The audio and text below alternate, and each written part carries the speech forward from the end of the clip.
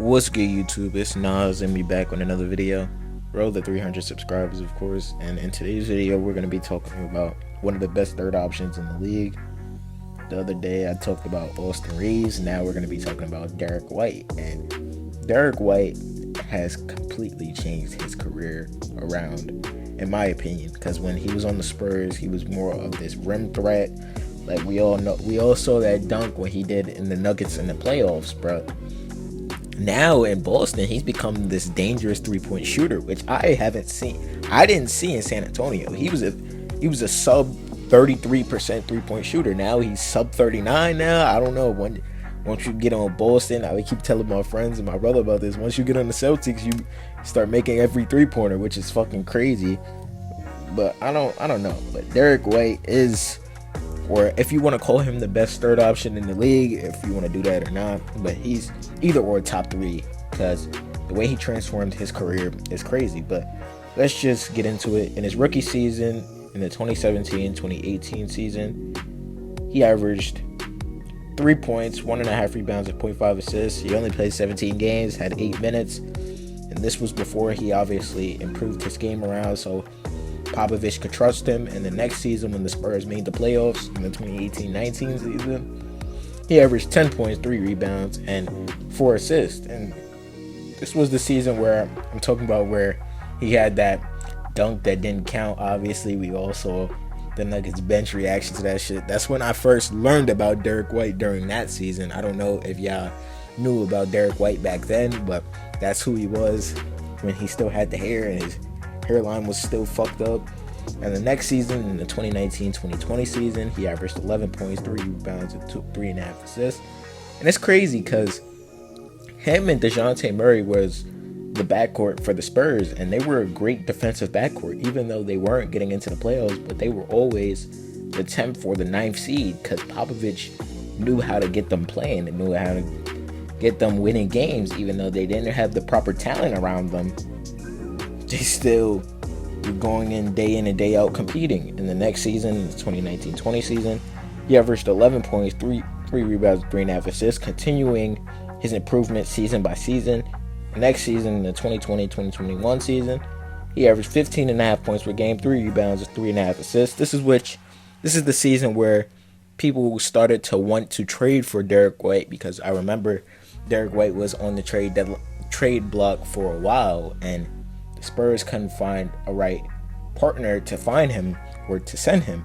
But in the next season, his last season on the Spurs, in the 2021-2022 season, he averaged 14.5 points per game, 3.5 rebounds, and 5.5 assists. And he went to Boston. He was traded to Boston, obviously, that season, where they made the NBA Finals. In the 2021-2022 season, he averaged 11 points, 3.5 rebounds, and 3.5 assists. And this season wasn't really Derrick White's best season. He wasn't the player that the Boston Celtics traded a first-round pick for, and obviously they needed a player of Derrick White's caliber. But this is what I'm talking about. Like, when I talk about three-point percentages, in 2018-19 season, he shot 34%. 2019-20, he shot 36%. In the 2020-2021 season, he shot 34%. In the 2021-2022 season, when he was still in the Spurs, he shot 31%. In the 2021-2022 season, he shot 30.5%. So that the percentage, that it's just not adding up how he got better so quickly. Like, he spent one off season in Boston and he turned into this 3-point threat. And this next season with the Boston Celtics, in the 2022-2023 season, he averaged 12.5 points per game, 3.5 rebounds, and 4 assists, shooting 38% from the 3.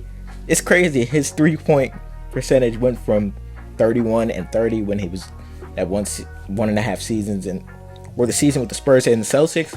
The next season, he shot up to 38%, and he's been basically at that percentage his whole Boston Celtics career, basically, for the last 4 seasons. And this season, Derrick White was good in the playoffs for the Celtics. They lost in 7 games to the Miami Heat, obviously, when the Heat made the finals. And they came back. They almost came back down 3-0, because they were down 3-0, and they came back to tie the series. Derrick White had a game winner against the Miami Heat. I remember that game winner he got off the inbound pass, or it was a put back layup. I can't remember which one really right now. But Derrick White has been huge for the Celtics.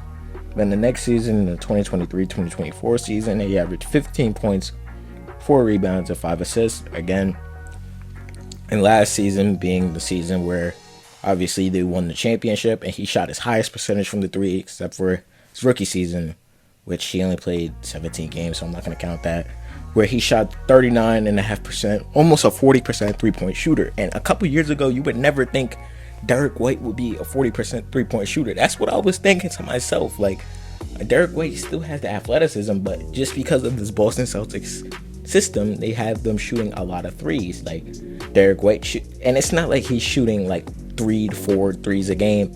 He's shooting at least 10 a game, and he's shooting subpar 40% from 3. So that is just huge. Like, it's just a huge jump in my opinion.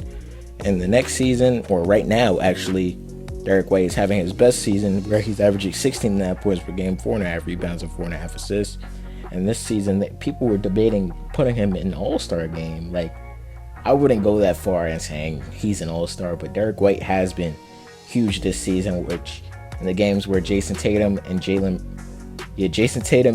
Brown don't show up, it's been Derrick White showing up. I'm pretty sure he had a 40-point game this season. Like, I don't know if y'all expected this a few years ago, of Derrick White being this missing piece from the Celtics. Like, I thought a couple years ago he would be a great piece to add alongside Jaylen Brown and Jason Tatum because of his versatility, but I never thought that the three-point shot would become this amazing. Like, even Drew Holiday, his three-point shot had improved to which when he was on the Bucks, he was selling Giannis, and now he's become this three-point threat too. So you can't leave their whole starting five open, which is crazy. And the Celtics are obviously trying to go back-to-back, and Derrick White is going to be huge for them. Would I call Derrick White the best third option in the league? Like, I don't know if I wouldn't say he's better than Evan Mobley or Chet Holmgren or Jalen White, wherever you want to put him. I don't know. Like, what do y'all put him, like, as your top 3 or top 5 really? Like, he's not lower than top 5. I know he's top 5 for sure. Either he's 1, 2, or 3. But I just want to make this video about Derrick White being one of the best third options in the league and look at his career basically. But I hope you guys enjoyed. Subscribe.